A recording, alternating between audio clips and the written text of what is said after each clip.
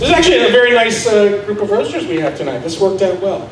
Krishna, I think this says a lot about you, that you were able to get these people here and they really kind of represent the best of Tampa Bay comedy. Well, except for J.B. Ball, he couldn't be here tonight, and Steve Miller, and Johnny B, Al Romas, Mike Rivera, Steve Eric, Lou Angelwolf, Rio Paris, Amanda Jordan, Law Smith and Ron Hortman actually bailed today. They had anything else to do. That's nice job, Krishna. Obviously, you're very popular. This is probably exactly what the kind of comedy talent you would expect at a comedy club at 4 o'clock in the afternoon on Sunday. It was 2 a.m. not available? That's interesting. All right, cool. This actually looks more like a police sting operation for comedians who came here looking for their weed dealer. All right, so you know roasts are kind of negative. I'm not really a very negative guy. I try to be more positive, not really great at the whole roast thing. So what I'd like to do before we start getting mean is I want to take a moment and just recognize that we're all here, I mean, in a real comedy club, on a comedy club stage, telling jokes in front of a really very cool, fantastic audience. This is fantastic. This is what comedians want to do.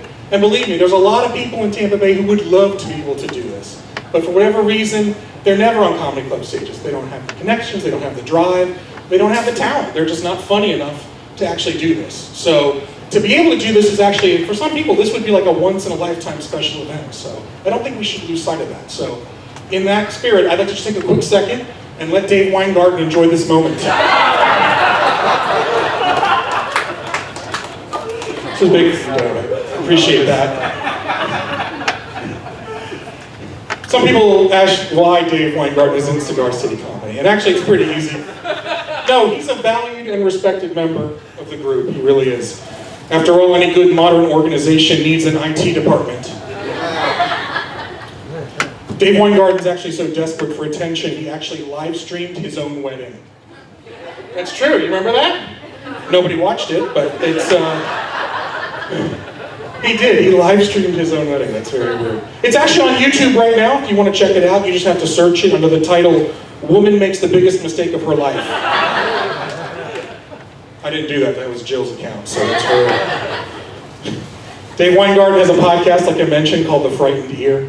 And you might think that's a strange thing to call your podcast, but if you've heard his comedy, A Frightened Ear makes perfect sense.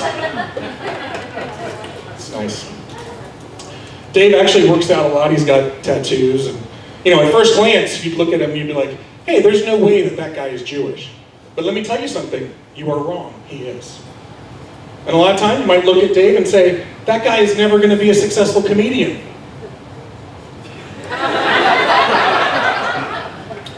That's cool. I don't want to really disparage Dave, but Dave Weingarten is to stand-up comedy what John Jacobs is to the anti-abortion movement.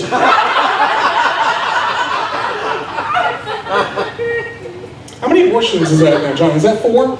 Are we at 4 now? That's good. On the bright side, technically the next one's free, right? You just have to keep the punch card. Hey, that's actually not so bad. I mean, a lot of people, John's actually an activist. A lot of people say, oh, I'm pro-choice, I support the pro-choice movement. He's actually contributed thousands of dollars to it.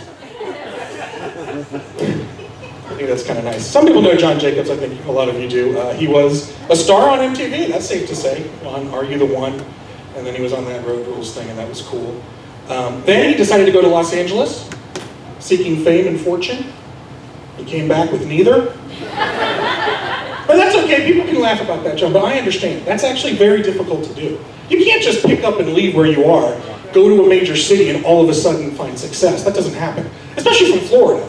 You can't leave Florida and go to LA and expect us to immediately become a big name in comedy. That's never gonna happen. Of course, Eric Myers moved to Los Angeles and he's now pitching an animated series to Comedy Central. And Sandra Yocolano moved out there. He's now a paid regular at the Comedy Store and appears in national commercials. Preacher Lawson also moved out there and he's working every night. Reached the finals of the Big Sky Comedy Festival. But aside from them, and Jessica Michelle Singleton and Esther Steinberg and Carmen Morales, maybe it's you, John. You might be the only person actually who's gone out there and has not found any success. That's okay. He didn't let it get him down. He really didn't. He came back to Tampa after that and immediately got a job as a janitor. He did. And that's a cool thing to do. He did it actually just for the notoriety after that. Because what happened was, every day he'd go to work and the boss would be like, hey, someone threw up in the bathroom, who's going to clean that up? John, are you the one?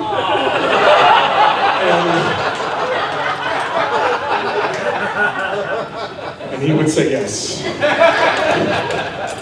Actually, John, the truth is I'm a little bit jealous of you, I have to be honest. Because I'm too old to go out to Los Angeles and try to succeed and do that stuff. I'm 46 years old.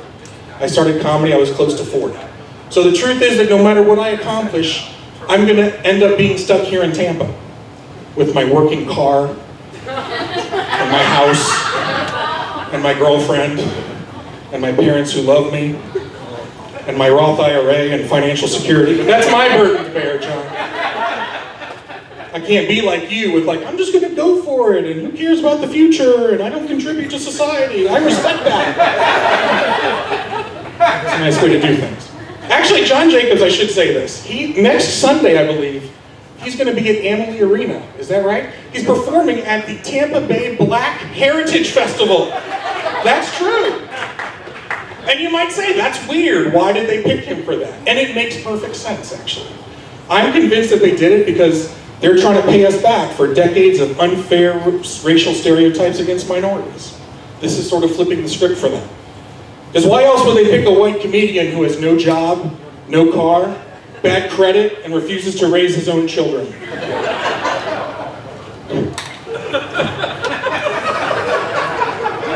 Well played, Black Heritage Festival.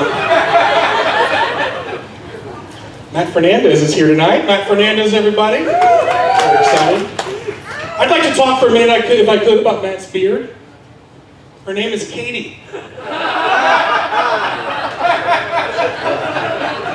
You guys don't believe that relationship, right? None of you guys actually are buying that. There's no way that's real, guys. Matt Fernandez is a shave and a leather outfit away from being Mr. Slade from South Park. To Matt, Katie's vagina is just something he likes to bring with him when he goes out in public, but he never actually uses. Kind of like John Jacobs in his notebook. Seriously, John, how do you run 500 open mics and not write any jokes? That's the most ridiculous thing I've ever seen. Wherever you are, you should be writing. Whether you're at Pokies or Brandy's or Planned Parenthood, whatever it is. But we're off of you now. We're talking about Matt. Sorry. Sorry about that. Matt Fernandez is actually headlined this room. You should definitely see him if you get a chance to do so. He actually has this new thing where he reads his tweets on stage. It's really interesting. He actually breaks out his phone and reads his tweets. And it's weird because he plays with the phone, but all the tweets he reads are like 3 years old. But he still ends up doing it. So in general, it's kind of sad, because it's like when you go to your grandmother's house and she shows you old vacation photos from the 70s. It's like, I know, you already did that. But instead, she's kind of flipping through it like a millennial waiting for his Uber. It's very classy. It's very professional, man. Can't wait to work with you again. It's nice. It's good. Let's try again. John J. Murray. John J. Murray's here. I like John. What can you say about John J. Murray that hasn't already been documented in countless military psych evaluations? John's actually a very lucky guy. He has a partner that gives him a lot of support in comedy. It's always important to have somebody who's always there for you and you can share your stories and talk about your day. I think I saw him. Is Brad Gilmore here tonight? No? John runs an open mic, a successful open mic, John. With, I'm just clarifying. It's a very successful open mic in Dunedin with Brad Gilmore. If that goes well, they're going to open a bed and breakfast in New Hampshire. John's a big Star Wars fan. It turns out his wife's name is Leia. That's a little creepy, actually. But in Star Wars, if she's Princess Leia, then he's some extra in a deleted scene that nobody knows about. That's cool. All right, let's get on to Krishna. Krishna Reddy. Krishna Reddy. Krishna Reddy. Sorry, that's what comedy club managers say when they hear his name. Krishna Reddy? Krishna? I don't think I've heard of him before. Krishna's He's an interesting guy. He actually went on an extended trip to Japan. That was kind of fun. So along with the incidents at Hiroshima and Nagasaki, he's the third American bomb to visit that country. Just fat man, little boy, and not funny. Honestly, I think he went there because of his low self-esteem, because Japan is probably the only country in the entire planet where Indian people are seen as lazy and unsuccessful. Krishna had it tough, though. Krishna actually had it very difficult doing comedy and, his medical career. Obviously, comedy came a little bit easier for him than the academic side did. But there's a reason for that, because obviously, when he was in his graduate school classes, J.B. Ball wasn't there for him to copy off of. I made it a little bit harder for him, so. I don't want to say you always copy. You shouldn't say you always copy him, but I thought it was interesting. Krishna's LinkedIn profile states, and I quote, "My work focuses on the role of intrinsically disordered proteins in the regulation of palmitoylation." And I'm not doubting you, Krishna. I just find it interesting that earlier that year, J.B. Ball released a comedy CD titled Live at Side Splitters and the role of intrinsically disordered proteins in the regulation of palmitoylation. Might have been parallel thinking, but I don't know.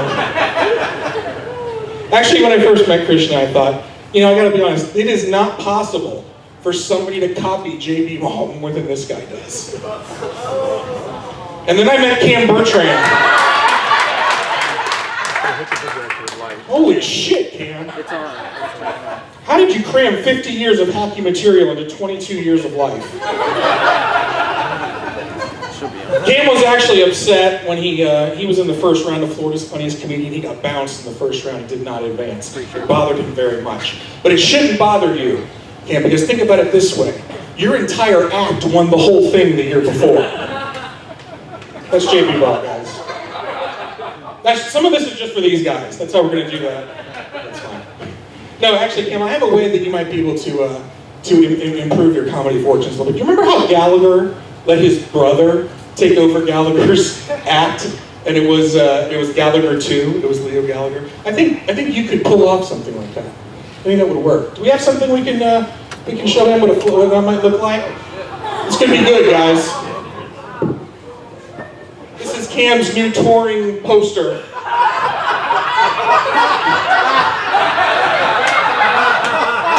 J.B. Ball 2, everybody. Cam Bertrand. Guys, that was made by Joe Riga. Give Joe Riga a round of applause for being here. All right, guys, that's my time. My name is Michael. Thank you very much. I appreciate that. Are you guys ready to keep this going?